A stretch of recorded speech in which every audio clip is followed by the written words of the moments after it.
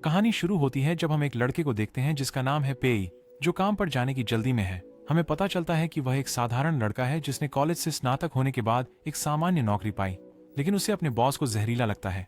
वह train station पहुंचता है और दरवाजे बंद होने ही वाले होते हैं, लेकिन वह तेजी से अंदर घुस जाता है और समय पर चढ़ जाता है। हम देखते हैं कि 9 बजने में 1 मिनट बाकी है, लेकिन पेई तेजी से अंदर जाता है और आखिरी क्षण में साइन इन कर लेता है। सुबह बीत जाती है और पेई यह सोचने लगता है कि उसे दोपहर के भोजन के लिए क्या ऑर्डर करना चाहिए, लेकिन उसे सबसे अच्छी डील पाने के लिए सभी विभिन्न छूटों की तुलना करनी होती है क्योंकि उसके पास पैसे नहीं है। दोपहर का खाना खाने के बाद वह आराम करने के लिए खेल खेलना शुरू करता है, लेकिन जैसे ही उसे अपने बॉस का पता चलता है वह तुरंत दूसरी स्क्रीन पर स्विच कर लेता है। बॉस उसके पीछे से देखता है लेकिन कुछ नहीं देख पाता। पेंट अपने गेम में लगा रहता है, पर उसका बॉस लगातार उसे पकड़ने की कोशिश करता है। चोरी छिपे पीछे से आता है। शाम के 6 बजे पेंट सबसे पहले लॉग ऑफ करता है, घर जल्दी पहुंचने की तैयारी में, लेकिन उसे उसका बॉस रोक लेता है। उसका बॉस उससे उसके प्रेजेंटेशन की एक प्रति मांगता है, लेकिन पेंट कहता है कि डेडलाइन 1 हफ्ते दूर है। उसका बॉस आज ही उसे लेने पर जोर देता है, लेकिन पेंट इनकार कर देता है और अपने बॉस को डांटता है। उसका बॉस उसे नौकरी से निकालने की धमकी देता है, लेकिन उसे कोई फर्क नहीं पड़ता और वह अपने बॉस को याद दिलाता है कि वह उसके सेवरेंस को मत भूले, नहीं तो वह मुकदमा करेगा। लेकिन हम देखते हैं कि यह सब उसकी कल्पना मात्र थी, क्योंकि वह प्रेजेंटेशन को पूरा करने के लिए ओवरटाइम काम करने के लिए राजी हो जाता है।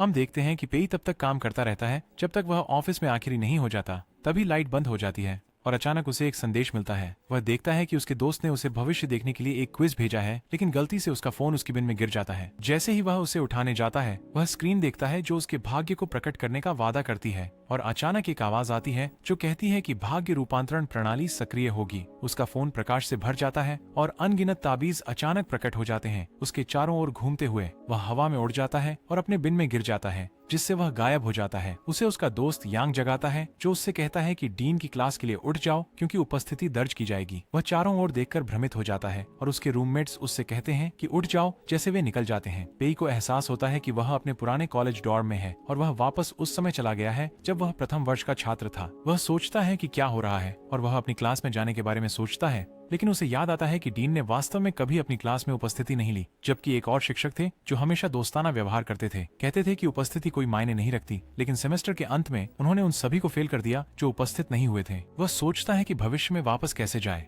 लेकिन एहसास करता है कि यह उसका मौका है अपनी जिंदगी बदलने का, ताकि वह एक बेजान नौकरी में काम करते हुए न फंसे। वह अचानक गिरने के कगार पर होता है, लेकिन उसका फॉर्च्यून कन्वर्जन सिस्टम सक्रिय हो जाता है। सिस्टम सक्रिय हो जाता है और खुद को रिची के रूप में परिचित करवाता है। यह समझाता है कि सिस्टम उसे एक स्टार्टअप फंड देगा ताकि वह अमीर बन सके। उसे शुरू करने के लिए $50,000 दिए जाते हैं और वह तुरंत उन चीजों के बारे में सोचने लगता है जो वह खरीद सकता है। रिची आगे समझाता है कि सिस्टम उसे नियमित अंतराल पर पैसे देगा, जिसका वह एक कंपनी चलाने में उपयोग कर सकता है, और उसके लाभ हानि अनुपात के आधार पर वह अपने लिए पैसा कमा सकता है।